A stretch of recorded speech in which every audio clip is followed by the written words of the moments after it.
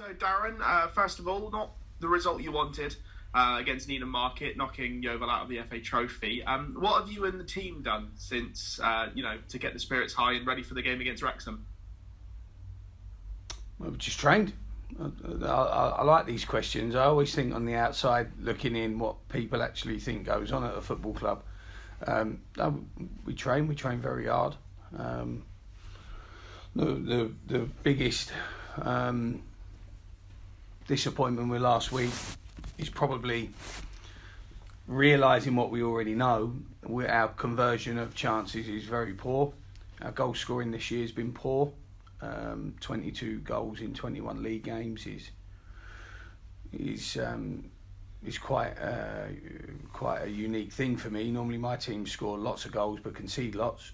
But obviously we haven't taken many chances. We don't score very rarely more than one a game.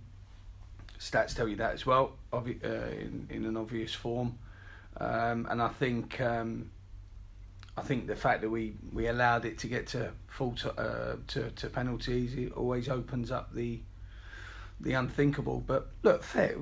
Our credit to Needham Market. They came and put on a really good team performance. And for me, it's 11 men against 11 men always. It's never this division v that division. Otherwise, I'd have sang from the hilltops when we beat Stevenage and stuff like that. So that's how I see the game. On any given day, men v men, there's always there can always be that upset. But we carry on working. Of course. I'm sure it's been very different this week with obviously the absence of Terry Skiverton. Have there been any talks to fill Skivo's position as a assistant manager? A couple. I'm so busy in the window and trying to make sure that we're in a competitive state to try and sign some more players. I've been too busy really to look at that role. The other staff have done a little bit extra and added to their responsibilities, but I think once next week gets out of the way, I'll probably turn my attentions to it. Okay. But it's been very different without Sarll, and Terry and I, as everyone knows, we're very close. We have a very strong friendship. And I still spoke to him this morning on the way in and stuff like that. So, but that's football. It happens. Players come and go, staff come and go. That's the trade. I'm afraid. The disappointing thing for me is that we won't see out our time together, and it will be with someone else. But that someone else may bring something to the table that we haven't had and have a huge impact. So everyone's got to be open-minded. It's just a shame that the club legend that is Terry has felt like he's had to go somewhere else. That's my biggest disappointment with it all. Okay, you talk about players coming and going, and the fact that you've been fairly busy within the transfer market. Will we expect to see any further strengthening to the squad very soon? I hope so. Like I said, my job's always to ask for more, and I do that repeatedly. We are trying to negotiate with players, clubs all the time, and then it has to be signed off. Like any acquisition in any company, it has to be signed off at a level higher than myself, and we have to try and get those signings done. But it needs refreshing now. January, there's a reason why there's a window in January. It's because clubs need that extra character in the dressing room or an extra forward defender. It just sometimes helps to spike it, in a really positive way. And this is the least amount of loans I've ever used at this time of year since I've been at Yeovil. And I think in year one, we'd almost run out by January. So, we've got plenty of room to loan players in, which is probably going to be our only sort of source of acquisition, and then we'll try and go from there. But it's a really good window, I must say. There's some really good players available, and if we can get them, we'll get them. If we can't, we can't. Okay. Mark Little returning last week against Needham Market. Is there a chance Mark could get his first league start on Saturday? Yeah, absolutely. Huge player for us, big character, good guy, and we need to be probably a little bit more progressive with him. I'm not sure he'd be able to do 90, but he could definitely be in contention to start. And he gets closer every day, really close, works so hard, so a real true professional. I mean, you can see why he's played, in the Championship for as long as he did, because his attitude to fitness and conditioning is marvellous, absolutely marvellous. He's a big role model for our young ones. Definitely. Wrexham, of course, backed by Hollywood stars. I see a resemblance between Darren, Sarll and Ryan Reynolds myself. But although Yeovil did beat them back in November as well, how confident are you that you'll do it again in the reverse fixture? 11 men v 11 men. It's the same every week. We have to put ourselves in a position to go to battle, and it's a dogfight. Every game's a dogfight, and we're doing it with different circumstances here to Wrexham, but that's not Wrexham's fault, and that's not something we have to concern ourselves with. We have to make sure performance levels are higher than last week. We need to ensure that players return to form. I still think there's some players in terrific form, really terrific form. Matt Worthington, Morgan Williams, I think they're in fantastic form, really great. There are some that have come out and dipped out and need to get back into it. And we've addressed that this week, and we've addressed what form looks like and how we should, and how they could potentially analyse themselves in a different way. Remember, these young lads, they don't know about form. They don't know why it comes and when it goes. They don't understand it. You sit and talk to Mark and Ruben and Luke Wilkinson, Staunton, players like that, and they understand how they come in and how they come out of it. They understand what it feels like, how to get into it, where it starts, why it starts. They understand because they have the life experience to call upon. But these young lads need a lot of support. They need a lot of support, a lot of reassurance, a lot of encouragement. They're doing fantastically well. Anyone who says they're not is a fool, absolute fool. I still think we're 5 places above really what the resource allows us to have. So I think they're punching way above their expectations. I think they're progressing nicely.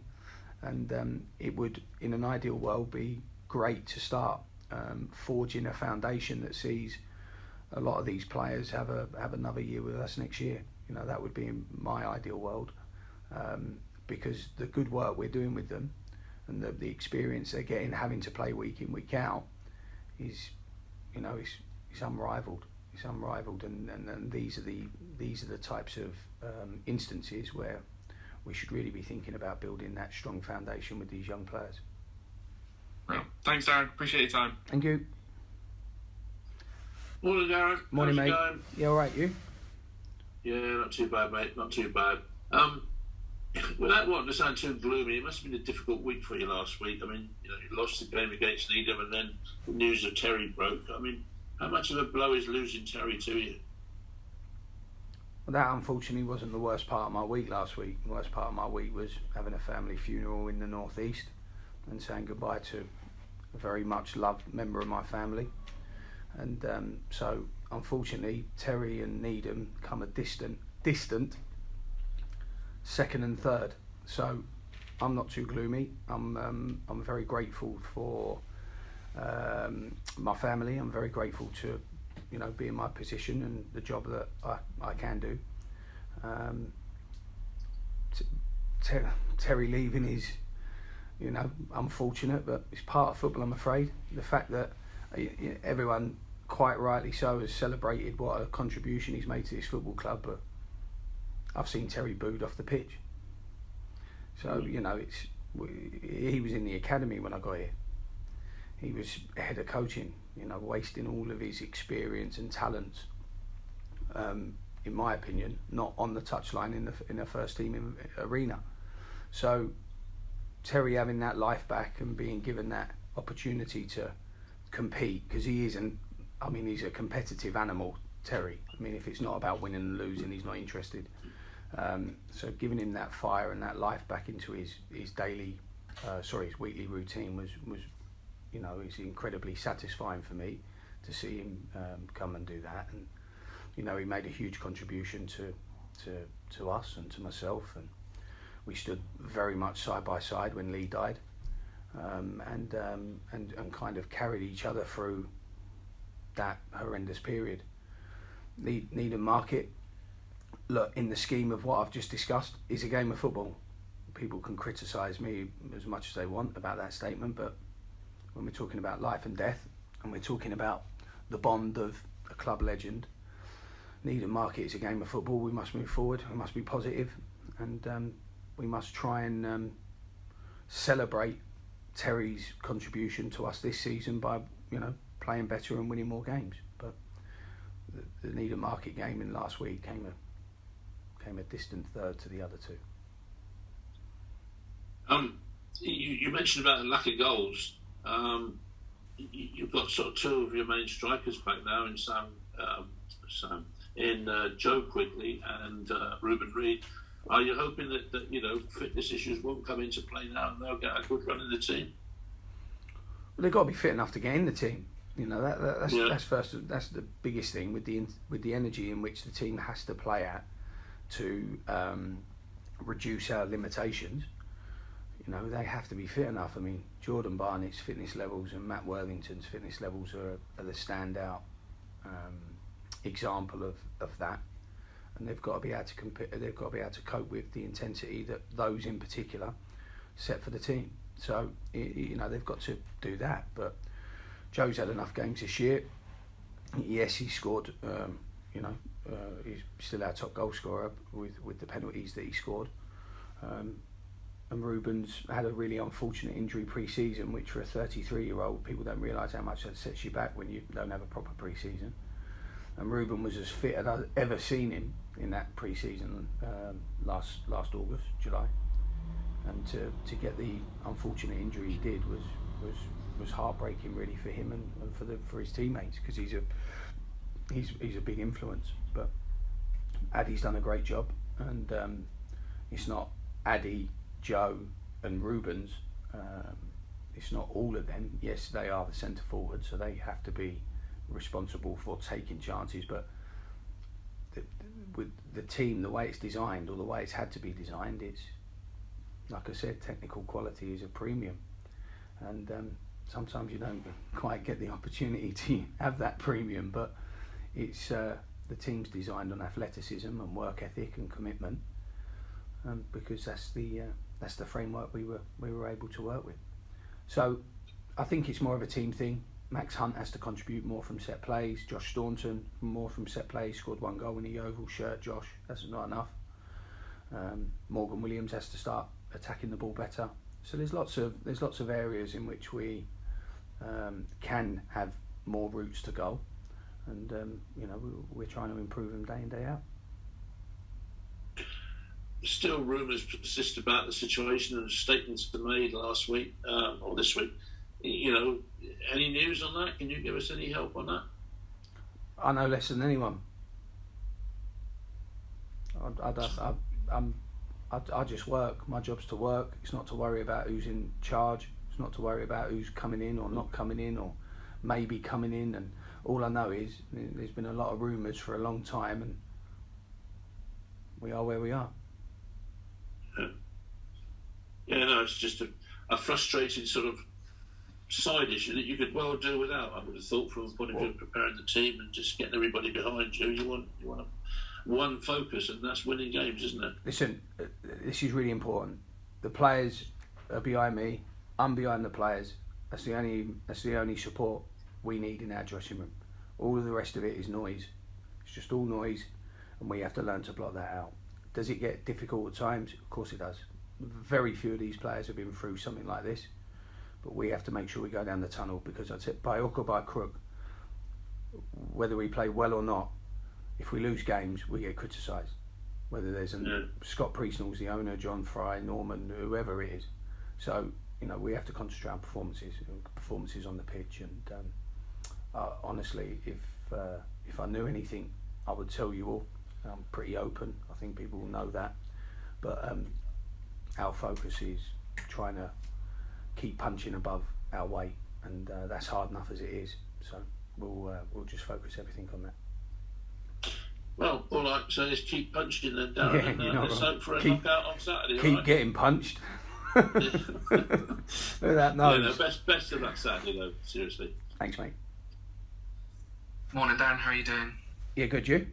Yeah, not too bad, thank you. So you said that the market's looking pretty good for January. Yeah. Are you still looking towards more experienced players? Whatever we can afford. This it's never a wish list. It's what your resource allows you to acquire. It's like that, if you want to buy a house, you have a maximum price that you can spend. It's no different when you're acquiring players. What we've done over the years is we've had some incredible deals over the 2.5 years here. I mean, some of the loans that we've nicked, and I mean nicked, have been incredible. Romeo Hutton, Jimmy Smith. I mean, those deals were astronomical in terms of the outlay, the financial outlay was pittance. So we have to keep doing that, and we've done that very well. And we're working with the smallest budget. I think Terry said it actually on one of his interviews the other day. I'm working with the smallest budget I've ever had. I don't think I'm own about it. I don't think, but we try and sign the best players we can, and we try and coach them and improve them. Coaching has become a massive, sort of a bigger part of the week this year, because this group need to learn so much more than the other groups. Charlie Lee, it was like, are you fit? Off you go. You know what to do. And the same with all the other old men that we had, Dagnall and Jimmy and players like that, Mark Richards. But this group needs to be taught, and teaching, like everything, takes time. And this is why I allude to the I think we're creating a really great foundation, but foundations can be knocked down as quick as they can be built. So we've got to be careful that we don't lose that really strong foundation that we've started. Obviously, we've mentioned plenty of times before, this is the first real season for a lot of these players. Has it been difficult being on this run, or are they just trying their hardest to battle through it? What run? The lack of wins in recent games. So what's the question? Obviously, many of these players won't have gone on a run, maybe such as this. They've obviously not won so far this year. And just coming off the back of such a great run, is it harder to kind of teach these guys through it, or are they just battling as hard as they can to get through it? We've been on a run like this beginning of the season, haven't we? This will be their second run, won't it? Yeah. So it's kind of like, we know what we're doing this time. We're just still trying to get hard to battle through it. They're just trying their best every week. Sometimes it hits the post and goes in. Sometimes it hits the post and goes out. If there was a science and a method to all of this, we'd all follow it and win every week. But there's only ever one winner at the end of the season. There's only one champion. So there's a lot of variables that go into winning games. Obviously, the better the player, the easier it can become. Sometimes you have loads of good players, and it's the hardest team to work with ever, because they just don't fit. There's not the right dynamic. These lads are giving their all. Every day. So it's I don't find those questions irritating. I don't find them irritating at all. I find that people don't really comprehend how well they're doing. It's incredible. They're doing incredibly well. They're all progressing. Every player that we've signed has improved. Every player. You go through every player. Max Hunt is getting better and better every week. Staunton's a new player because he didn't do anything last year. Nearly swore there. See how much Josh winds me up. And Morgan Williams, I think, is in the form of his career. Playing fullback, first time ever. Worthington, brilliant. Jordan Barnett's been a revelation. Jack Robinson's getting fitter every day from injury. They're all. Adi Yusuf's played more games for us since he signed than he did in the whole of last season. Improvement. So when you break them down on an individual basis, like they're all progressing so well, so well, and the team wins or performances or stuff like that will come. When they're not working at the rate they're working, then we've got a massive problem. But hugely ambitious group. They were really disappointed Saturday, as you can imagine. It's one that wallops your pride a bit, but it's a man v man. We can't expect just to turn up and roll over. So, I think they're doing fabulously well, and there's a huge energy in that room, great energy in that room, and we all plan to see it through and win as many games as we can. Obviously, you took a bit of time out to coach some of the students this week. Was that kind of refreshing for you in a way? Yeah, I love it. I was that kid, so I really like going in and work. I hope they enjoyed it. I try not to. You have to change kind of your head a little bit. You have to put a different mask on and show a lot of support and empathy and stuff like that. So but it was interesting. It was really interesting. I very much enjoyed it. I did a couple of hours with them. I was shattered at the end of it, but it was. It's nice when you have to strip back your coaching and work in technical detail rather than as much as the tactical sort of input that you have to give at first team level. This is all about technique and teaching them how to play and what a full-time athlete looks like. And no, I very much enjoyed it. I think because we've had some changes in and around that department, some staffing changes. I think they need some more authority in that group at the minute. So I think I'll be doing that once a week for the coming months. Just to add to my other assistant manager, head of recruitment, head of analysis roles that I take on here. So janitor.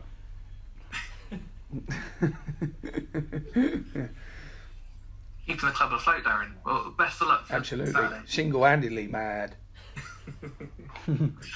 All the best, Darren. Thank you. Cheers. Hi, Darren. You okay? Hello, Ben. It's a long time no see. I know. Sorry, this is a side passion. This is not my job. Ah, sorry. That was a dig, wasn't it? No, it's quite alright. Don't worry. I can start by asking about a couple of players and getting a bit of clarity. Really, you said Luke Wilkinson was 2 to 3 weeks away. That was about 10 days ago. Yeah. Are we still on for that kind of time frame? Yeah, I think he's got a chance for tomorrow, but it's a very slim chance.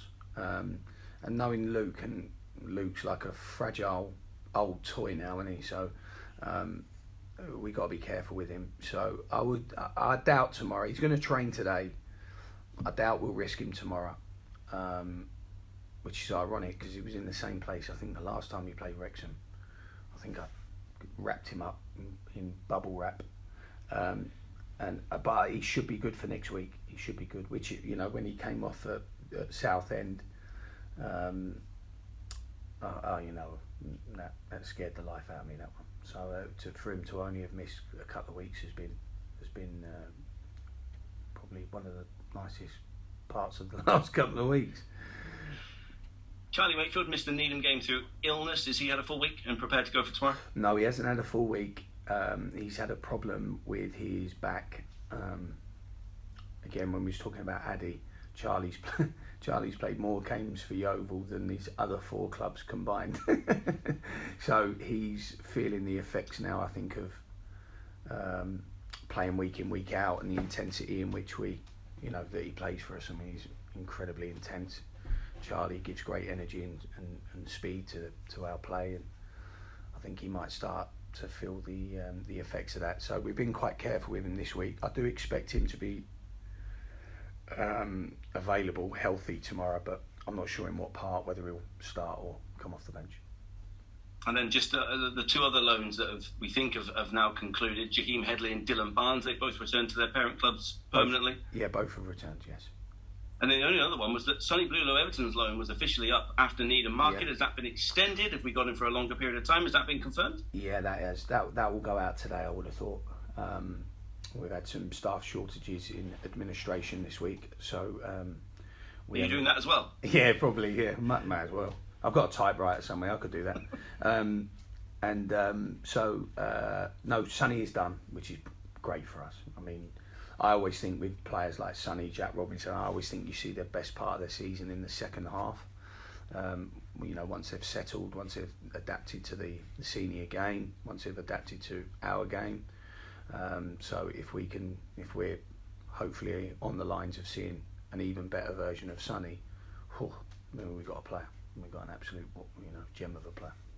Is that going to be rolling, or is that through to the end of the campaign? That's through to the end of the season.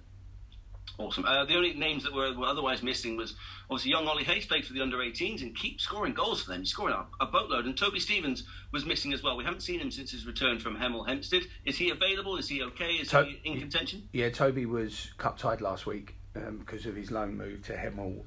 He played in the trophy. So yes, Toby's trained this week. He's in contention, absolutely. Ollie is. We have a little bit of a difficulty sometimes with the young ones because of the bubbles, so the testing that has to go on. So Ollie has not been training with us, but he wasn't with us over Christmas for a geographical reason. So yeah, but no, he won't be in contention for Saturday. Ollie Hayes.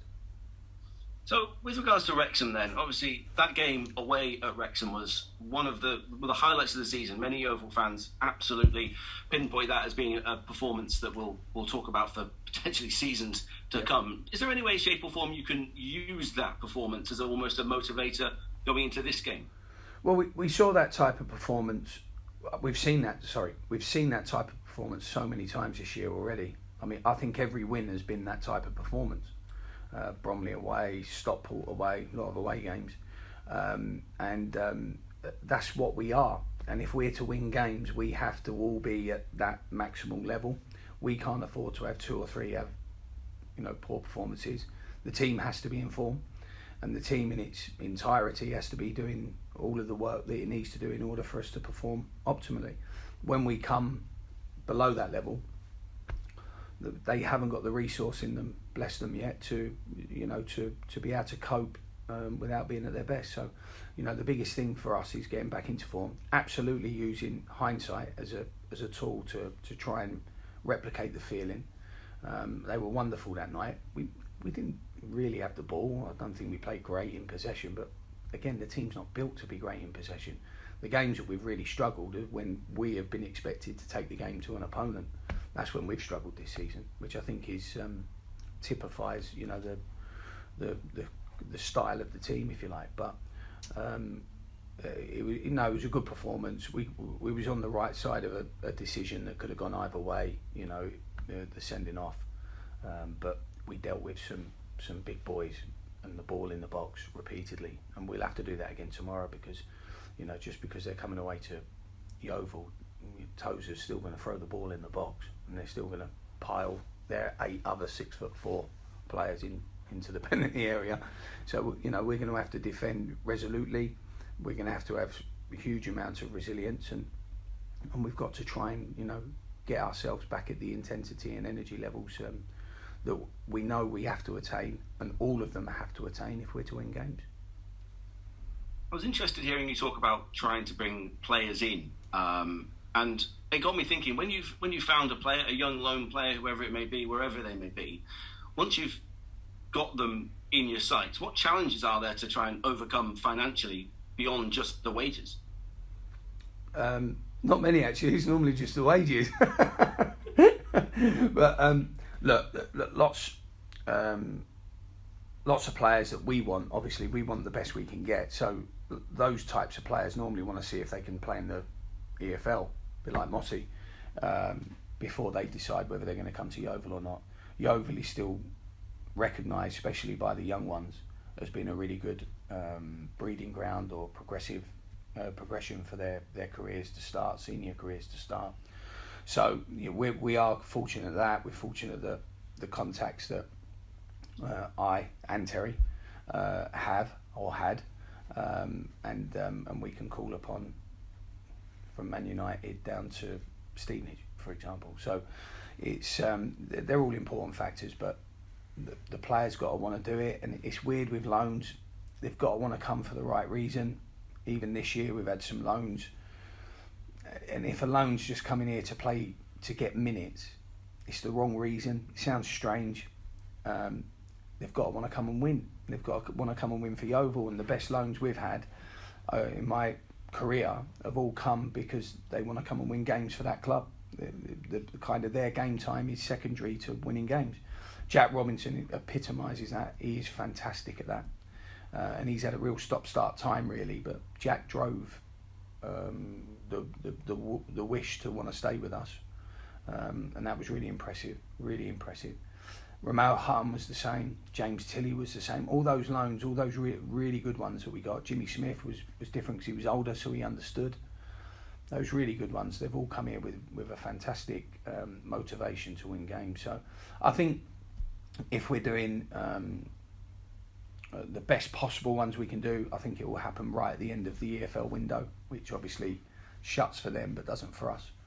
And we'll just have to keep spinning plates. I'm finding it a very busy time at the minute with everything, but I love trading. I love the market. I love knowing what's out there. I love knowing the going rates, the money. You know, we all thought after COVID, I called it the football ice age. You know, COVID would bring down everyone financially. No, the money's getting worse. It's getting bigger and bigger and bigger. So it's not, football is not slowing down in any way, shape or form. You know, if you look at our division. In our division, you've got League One budgets and you've got Southern Premier budgets all in one division. League One's probably the only other division like that. And so it becomes a very challenging market, but we have to be very specific with what we want, and we have to work very hard. The phone is ridiculous at the minute. Have you had to ask Terry if Charlton have got any decent under-23s yet? I did ask for one actually, but he can't get me in. So I started swearing and hung up. I said, what is the point of you going there? I might as well have held you to your blooming 4 weeks notice, because you haven't helped me at all. So, but then again, he never helped me for 2.5 years. Everyone thinks he helped me. He was useless. Rubbish. Should have left him in the academy, idiot. I know you don't mean that, really. Oh, I do. No. Only half it. 3/4. You mentioned the EFL window. Have you had any inquiries from the EFL regarding our players, or from within our own division, of course? Yes. Yeah. You know, I must say, with in my sort of time here, I've had more offers for our players in my 2.5 years than any other time at any other club. So you know, I think we've improved a lot of players here to a point where they become attractive, obviously, for someone else. But we have to steal people. When I say steal people, it's Carl Dickinson used to cringe at how I used to recruit, because he knew that we were kind of nicking every corner we could. And he still does now, bless him. I think he's got more money to spend at Hanley than I have here. So we have to really go about things in quite a mischievous way, quite a clever way, and almost steal from under people's noses. That's really how we have to do it. But I do quite enjoy it. I do quite enjoy trading. I do quite enjoy knowing that if we free that up, I might be able to do that. And sometimes it works, sometimes it doesn't. In the first year, it worked at times, and I remember late on in January window, I think I got bored one day and started trying to move a few pieces around, and that backfired on me. It really did. It'll be in my book when I leave, so yeah, I'll tell you all about it then. But I'm looking forward to that book. My 600-page book has got everything in it, by the way. Jesus. But yeah, no, I do get a kick out of it. It's harder, obviously, because we're staff shortages, and we're obviously trying to cover, you know, what Terry did, and that's become difficult. I'm trying to help the youth department, which I really enjoy. I wish I could do it a bit more, but time doesn't allow. And but the player trading bit is, I think, it's the bit that defines you, whether you're a coach or a manager, and I do enjoy that part of it. It goes maybe without saying, but those offers that you have received have all been rejected? So far. so far. It's not been necessarily in January. We have it all throughout the year. So it's just one of those things. It's you know, the financial outlay in this division is incredible. It shocks me. It absolutely shocks me. And you know, and then I speak to lots and lots of League Two managers, and how little they have in comparison. I mean, you could really split our division into 4. You really could, in terms of finances. But look, it makes it interesting, and I don't want to be that guy that moans about his own house. You can still spend money very, very poorly, and you can still spend it very, very well. And I think that it's always handy to be able to rejuvenate the dressing room in January. I think that's a big thing, that if you can do it, do it. I think Boreham Wood are doing it really well at the moment. I really do. They're not a huge club, and they've got a huge fan base, but they're doing some brilliant recruitment. And so it is an advantage, but we've got to improve what we have. There's no cavalry coming. We've got to make sure our players get better and better, and at the minute they are. And I think anyone can go on about the run, Paul, but the players are getting better, and they're going to have periods where they face this adversity and meet it head on. So. Finally, for me, I was really intrigued to hear you talk about setting the foundations for beyond this season. And we know I've asked the question before about contracts and long-term planning, but then to also hear that you know less than anyone about potential takeovers. Do those two things not go hand in hand? Would one not potentially lead to the other? Clarity off the pitch would allow for long-term planning on the pitch. I've no idea. Honestly, because if you take the mere kind of scenario, if there's a different owner, does he want a different style of play? Does he want different players to play that style of play?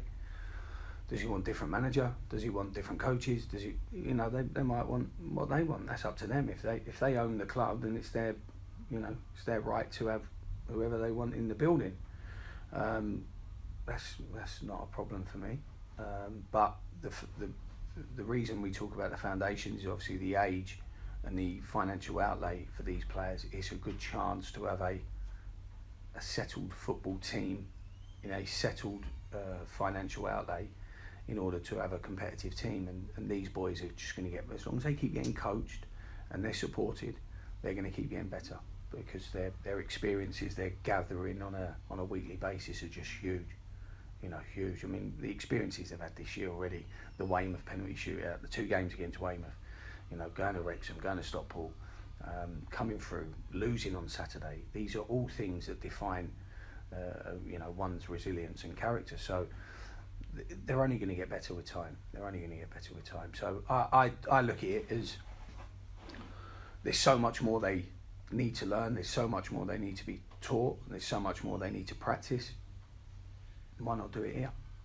And get better together? But So with that in mind, then, do you not feel there's a certain level that you deserve a level of clarity or communication as to what the next 6 months look like, because you want to put those longer term projects in place? No, I don't feel. I'm quite compartmentalised. I can put things in the back of my head. It's a massive head. I can put things in boxes and just sling them away. Look, I'm an employee of an organisation like everyone else. I don't feel that I necessarily have the right to demand X and Y from the people that have paid my mortgage for 2.5 years. I'm just grateful to be able to pay my mortgage. And all the other negative things that come with being a football manager, if you don't like it, don't do the job. So it's all the criticisms and stuff like that. I get criticised all the time. I've been criticised heavily on your podcast, may I add, but that's okay. That's part of people's observations. But what I don't feel a righteousness that I need to be told every 2 minutes, or every month or every week, whether someone's the owner or someone's not the owner. If there's someone coming in, I'm sure they'll introduce themselves to me and they'll decide which way they want to go with Darren Sarll. They'll already know which way they want to go anyway, if that's the case. So I've got a contract of employment until the end of June 2022. I'll just keep working inside that contract.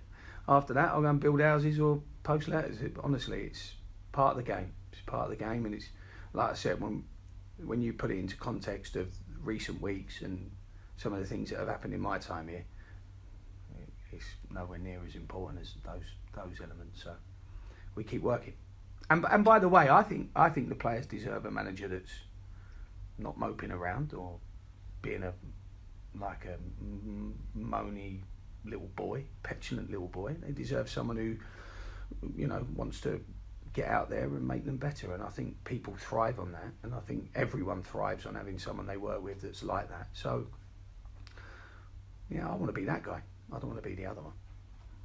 Absolute clarity. We've also sung your praises an awful lot. He's on the back foot, son. I love it.